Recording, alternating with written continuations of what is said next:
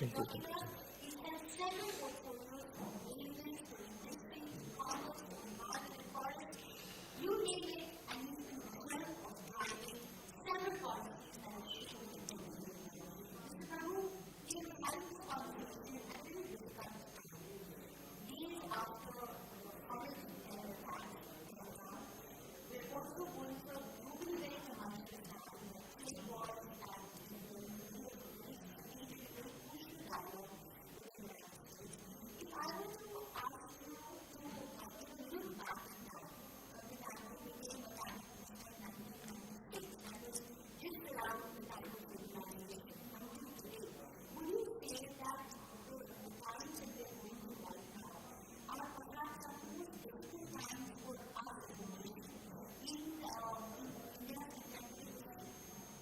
See, firstly, as you mentioned correctly, the terrorist attack is the most deplorable one. And the saddest part of what was really going on, because these were innocent people who had nothing to do with each other. They were just tourists going there. They were just randomly killed, mercilessly annihilated. So that's a very, very sorry state of affairs and really deplorable. And whoever has done it, as Prime Minister said, we must hunt them down and really give them a severest of the punishment for the crimes that they have committed. So that's part. Now, if you really look at it globally, yes, we are passing through very challenging times. In a sense, we always felt that there is a world order, there is a governance structure which is going to operate the global affairs. It's right now under a lot of stress.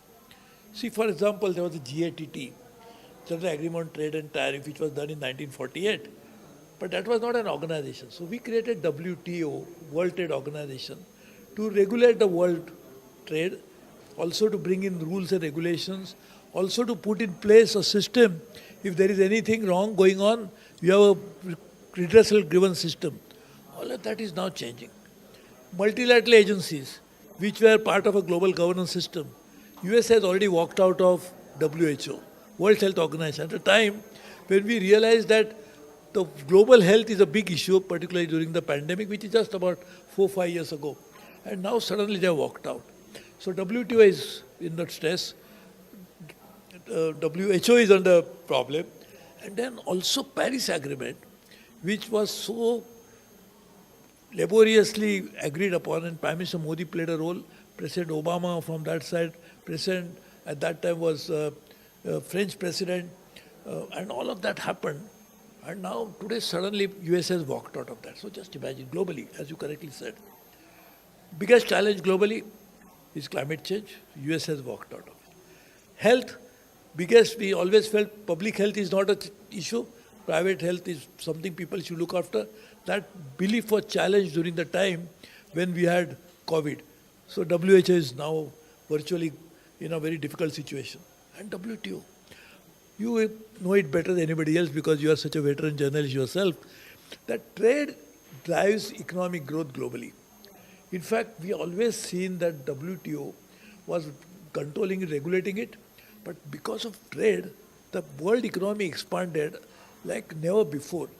In the world economic history, the unprecedented economic growth that happened till 2008, of course, then it slowed down a bit, is absolutely, there is no comparison for that. And that was riding on the back of global trade.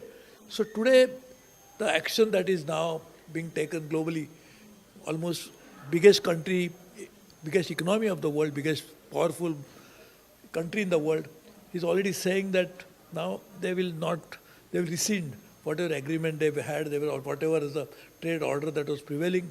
So we have to see now the economic challenge because of trade, the health challenge because of these issues, the challenge of climate change which is threatening each and everybody's life, that is also under stress. So you are absolutely right in saying that these are the very different times, unprecedented times. And also, we have taken certain things for granted. For example, nobody could ever imagine that US, Canada, Mexico, close neighbors, of course, they share such huge border, they will have any issues. We could never imagine that Europe and US will be at loggerheads. So these are never thought about situation at a time when we need stability.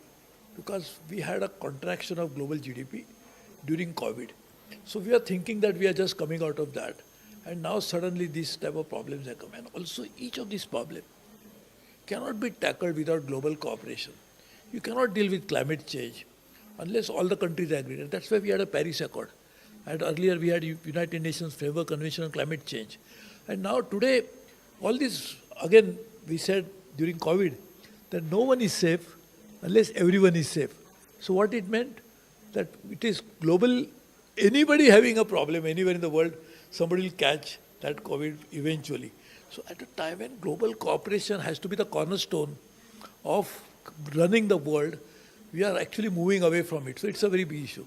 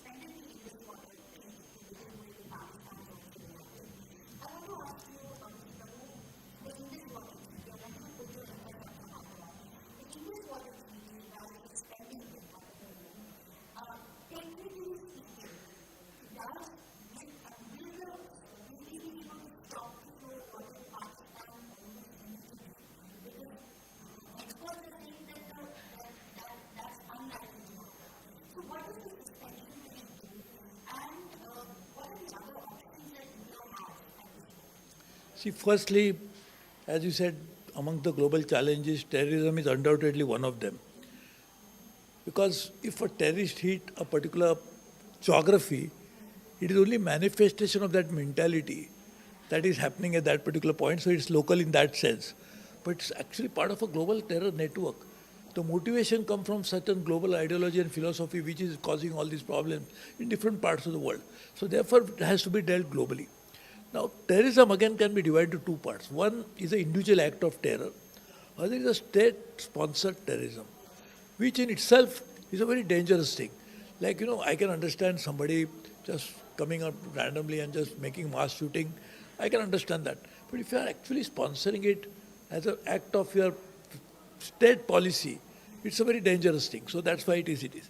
Now, in terms of government action, the suspension of TT means actually what is the TT is all about. You agree on something, certain things, for a mutual benefit. See, the whole idea is that river is flowing in one particular direction. We want to make sure that a low riparian country like Pakistan, which also enjoys the benefit of that river flowing. But so whole idea is that you should benefit, and that's how the treaty has survived for so many years. But the very fact that there is such a strong, unprovoked, uncalled for action on the part of the other country to really try to kill some innocent people and give shelter to them, obviously the government has to do something, and that is what one of the actions that government has initiated. Obviously, it is suspension, and therefore obviously the government is expecting that the other side will react and say, we will stop the state-sponsored terrorism. I think that's what should really happen, and that's good for them as well, because terrorism is actually also big problem for all the countries, including the countries which actually harbored it to begin with.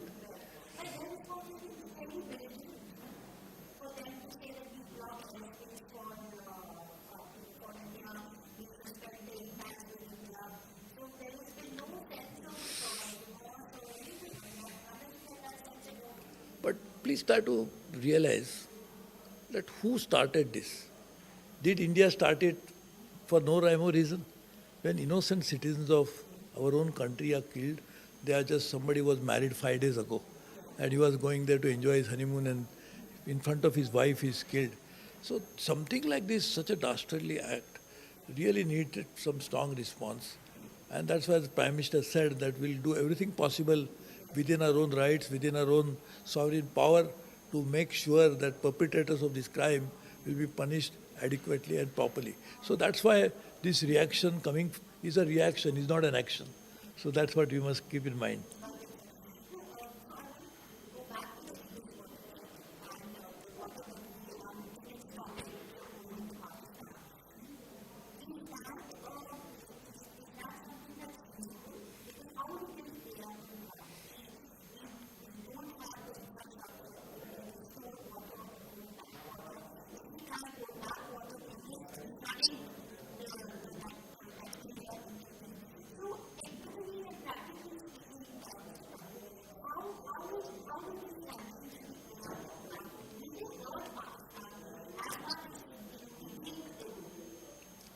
See, firstly, as I said, river keep flowing in a particular direction.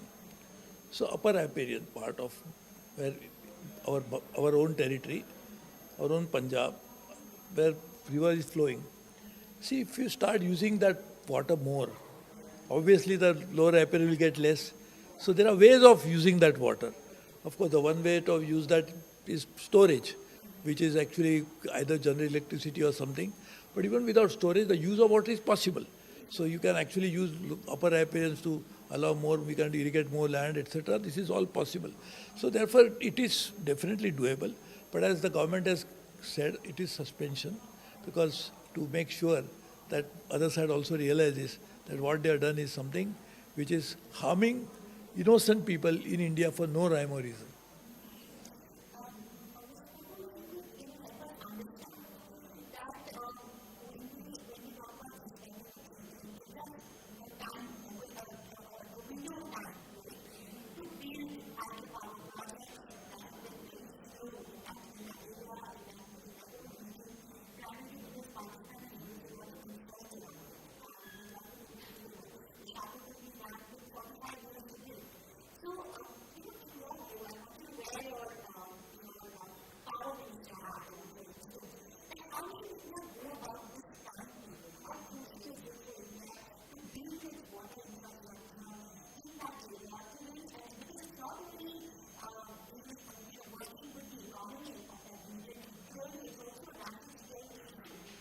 See, there are various ways you can use water. So as I said, storage is one part. The second is actually usage of water for agriculture, for power generation, for many other things.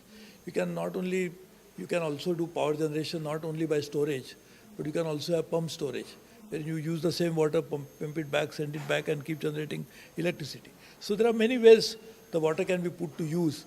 But as I said, this is right now. The government also must be thinking about it. I am not aware of it, as to what they could be doing, what they should be doing, and they will also be awaiting a response from the other side as to what are they going to do about it, so that both the parties don't come to a stage where, this is something which is unprovoked.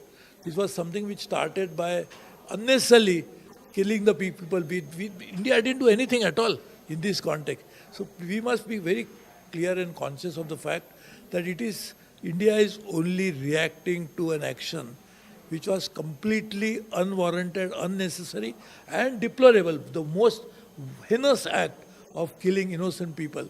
So obviously, we are doing everything that is possible within our own hands to respond to this.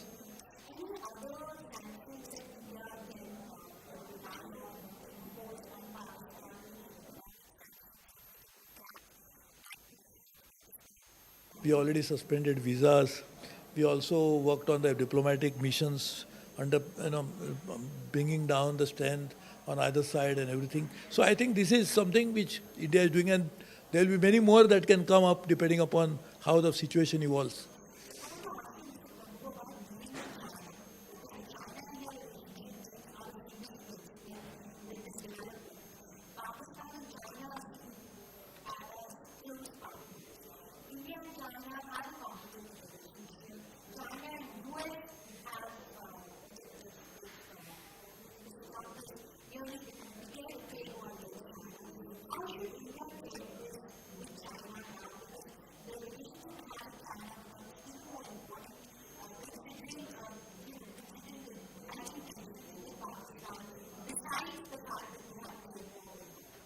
See, again, look at China.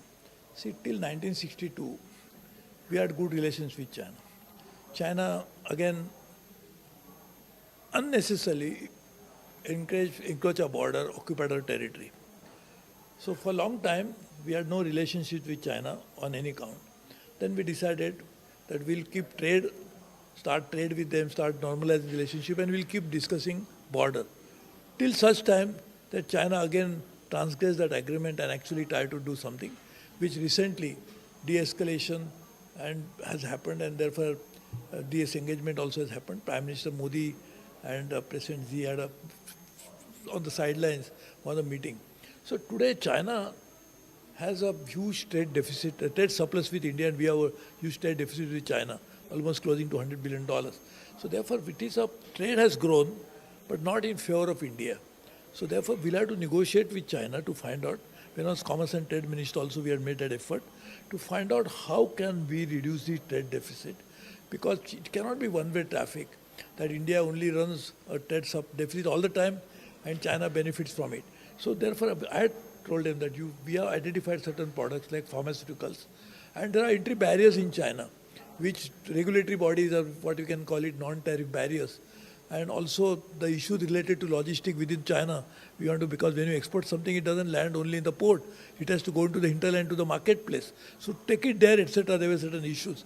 So I think China must address those issues and have to work on it. And of course, it is very clear that no country in the world should support terrorism. No country in the world should stand by the country which has state-sponsored terrorism. That's a red line for India. India will definitely not like to deal with a country which supports state-sponsored terrorism. I hope so, and this is something which is their own making, so they will have to address this issue on their own.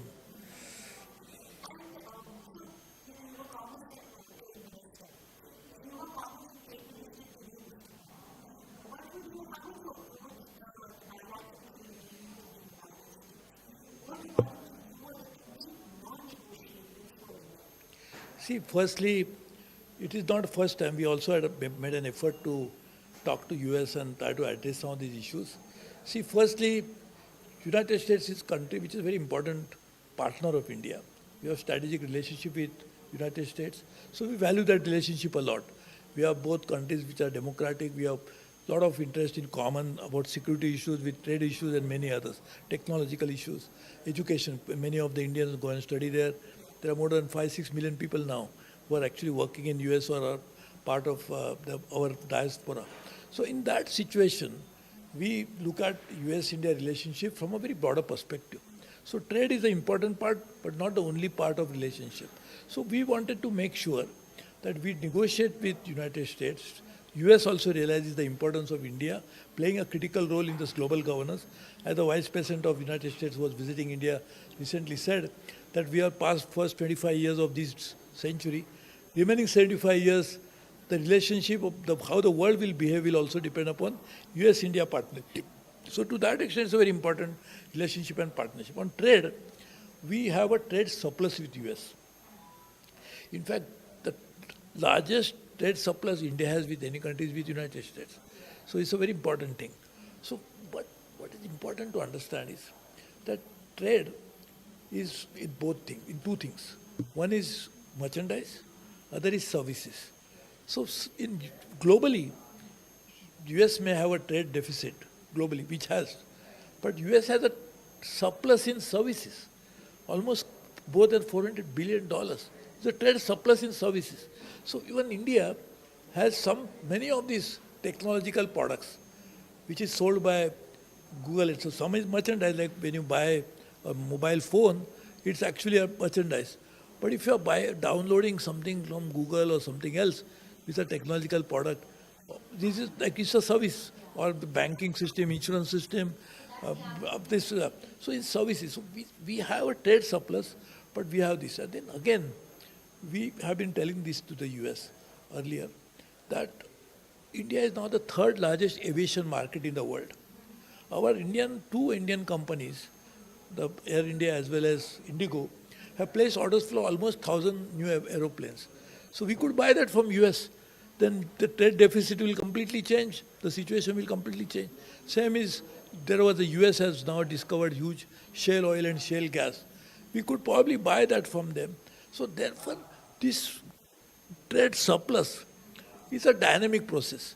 It can turn into today's day surplus. It can become into they becoming surplus one day, depending upon changing the dynamics of trade. And India is a growing economy. India is not static. It is dynamic economy, growing very fast. We'll become third largest in the world soon. And thereafter, once we cross that threshold, probably we can even grow at a faster rate. So all of that could change the dynamics of trade between US and India. And therefore, trade is only one part. As I said, it's a very comprehensive relationship. And therefore, I think we'll be able to resolve the differences.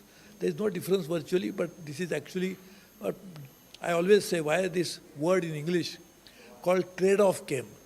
It came from trade. The word trade-off came from trade. So there has to be a trade-off. Let us see how we can work it out. But I'm sure we have very good, experienced and very knowledgeable people who will represent India, and they will be able to work it out a good deal with United States.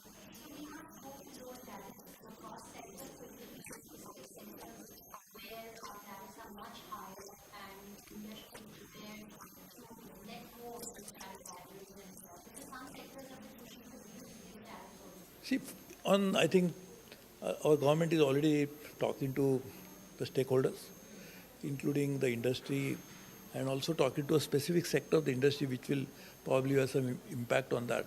First of all, auto components, the US has already levied 25% duties, or across, not just for India, but everybody. Then they have put 10% for all the countries. So let us see how that evolves. But I think sector by sector, if you look at it, two sensitivities will be dairy and agriculture products. So there, let us see how we can take that forward, because we have also large agriculture sector. We have got a very big dairy sector. So I think we can, I'm sure with both the parties deciding to iron out the differences, it's not a very difficult thing to do. Also knowing the very good chemistry between Prime Minister Modi and President Trump, I think that will work a lot, because finally these trade deals are negotiated for sure, but political intervention is what really drives the final conclusion of it. So therefore I think they will be able to work it out.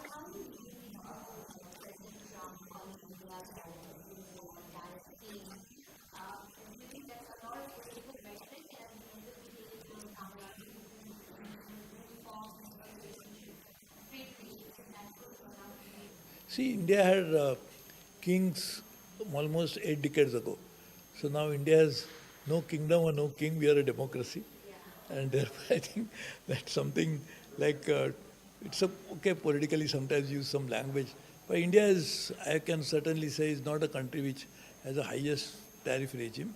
We have some tariff for sure, but that has been historically done to protect some of our sector, because we are a developing economy. We have a large number of people who are poor in the country. Our farmers are marginal farmers. Our people who work in the dairies, the women. See, Amul is one of the big brand that India has produced for global market.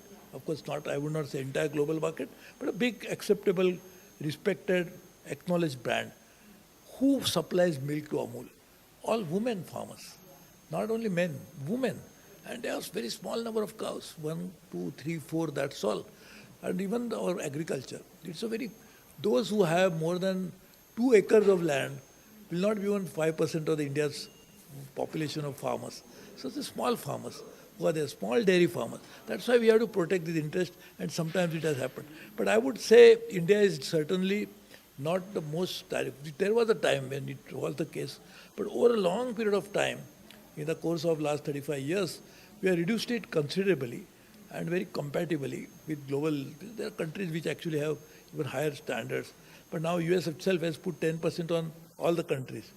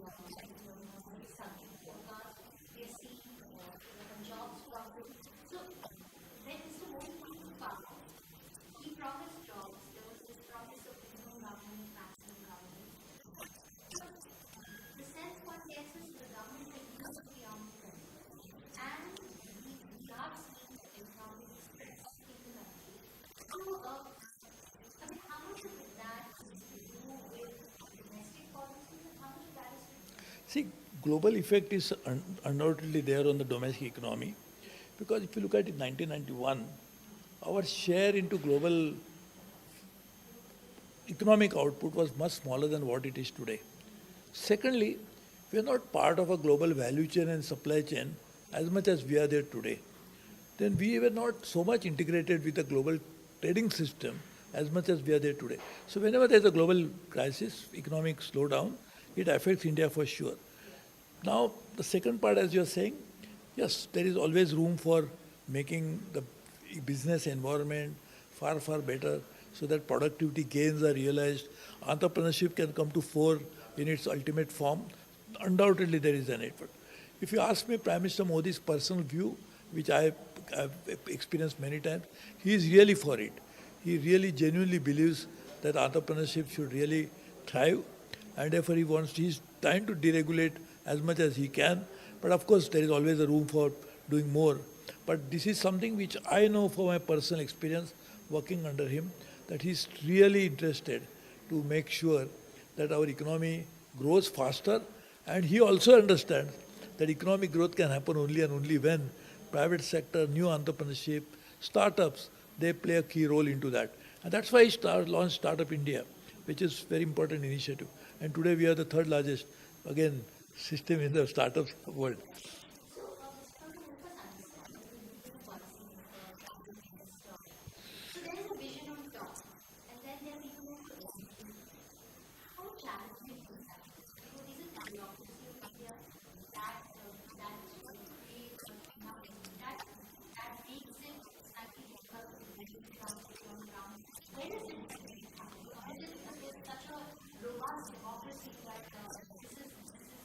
See, one thing I will tell you really is Prime Minister Modi has this incredible ability to understand the implementation part.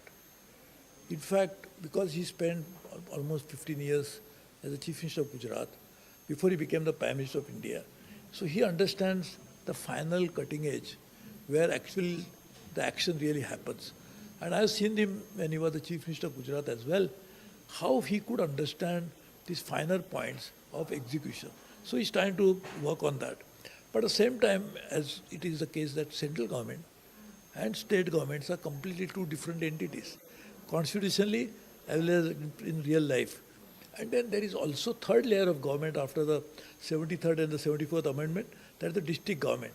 That's why that always, unless everybody falls in line, it will not happen. I had worked on something like this when I was a Commerce and Industry Minister. That can you work on a district-led growth? See, when you want GDP of India to rise, the GDP of India is calculated nationally, but it happens not nationally. The actual economic output, whether it's agriculture, services or industry, that happens somewhere in some district of India. So if you take district of India and district-led growth, so we had launched this program in 6 districts of India. We had launched and we had our Indian Institute of Management to prepare the baseline studies as well as the strategies. So just imagine, if you now make district-led growth, then the district administration, the point that you're asking about bureaucracy, will now be thinking that my evaluation of performance is going to be based on how much economic output I added, because that's what I am asked to do now. So therefore today, he is thinking that this is something which he decided either in state capital or national capital. I have just my law and order and doing some other things is the responsibility of my district administration. If we just change a little bit around, then district will be now pushing for economic activity. And all this, what you call as red tape, take this idea forward more and make sure that we make district as the center of growth. And then what happens is also that point you asked me about employment a little earlier. When you start doing that for a district, then what do you do for economic growth? You will actually first work on the natural resources available in that district, but you will also work on human resources available in that district. So when the district is a center of planning, we will automatically bring in that what natural resource as well as leveraging the human resource in the district, employment also can happen at a local level at a faster rate. Not necessarily, because if you bring a huge technological idea, that may not necessarily translate into more jobs. And particularly at now AI is going to create a huge challenge for some of the existing jobs will be under threat. So and then in industry, in manufacturing, more and more manufacturing we bring into the GDP will automatically have more technology into manufacturing. More technology Means manufacturing share can increase in GDP, but not necessarily the share of employment from manufacturing commensurate with that will rise in the GDP.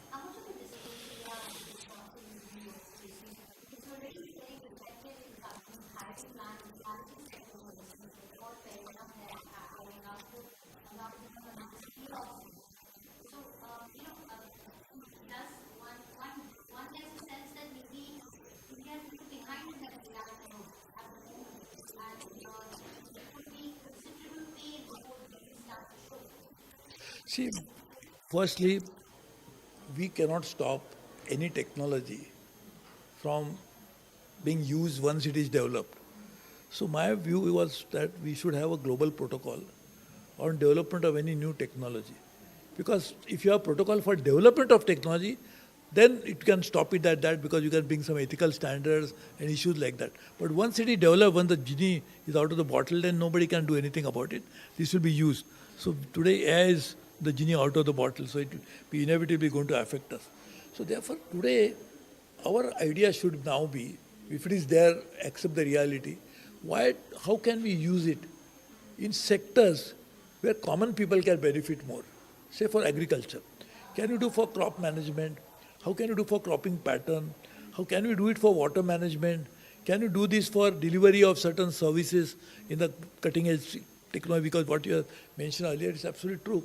That for example, if you can bring AI into areas where the delivery of services happens, and then everything can happen. One area I just thought of, and not necessarily it can be done. Suppose you use AI, because now we have a unique identity for every citizen of the country.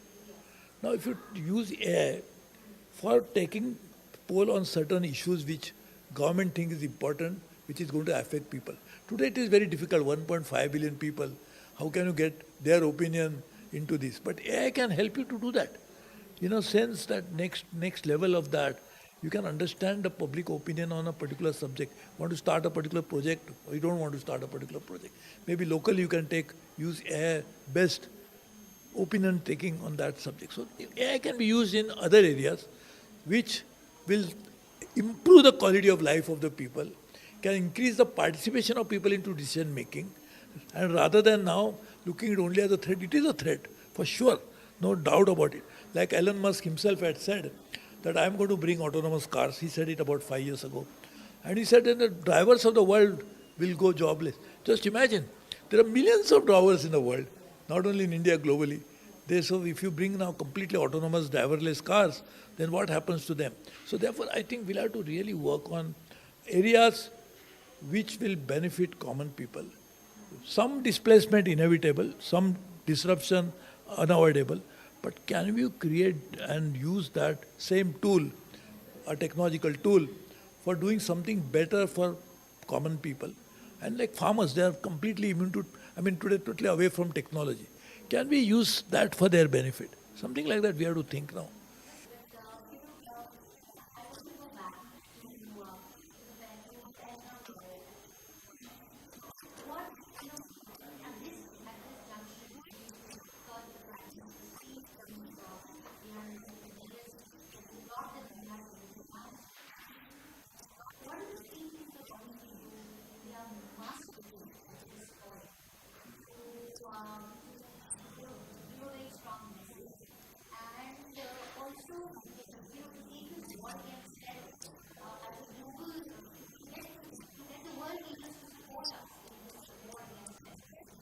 See, this has been, Prime Minister Modi himself has been talking about it, that there should be a global coalition against terrorism. But that, of course, has to be pursued. That's a one track already. But here we clearly know where the terrorists came from. We know where the terrorists must have gone, and therefore we know who are the inspiration and who are the supporters, who are the providers of support for them. So I think we must ensure that such linkages of a state to terrorism are completely delinked, and they should not be allowed to carry out this with immunity. So that's for sure. And therefore I am very confident with the leadership of Prime Minister Modi, who will definitely make sure that we will take action that is warranted, that is necessary. This is the time when the government is putting into place, I am sure, all the options that are available to them, and I hope that no country will ever be able to dare to do it against India anytime in future.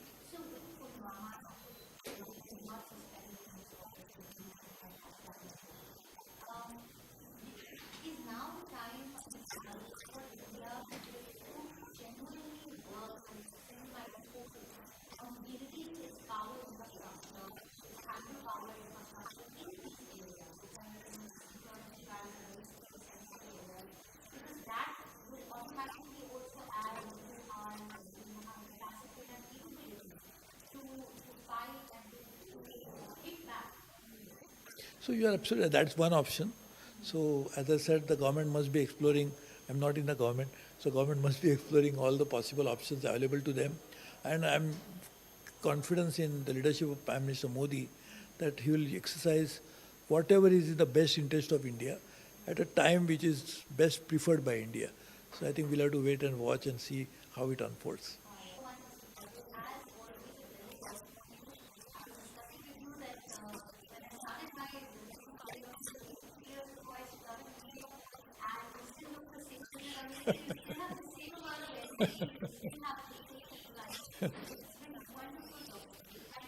Thank you very much. It's an honor and pleasure. Thank you very much.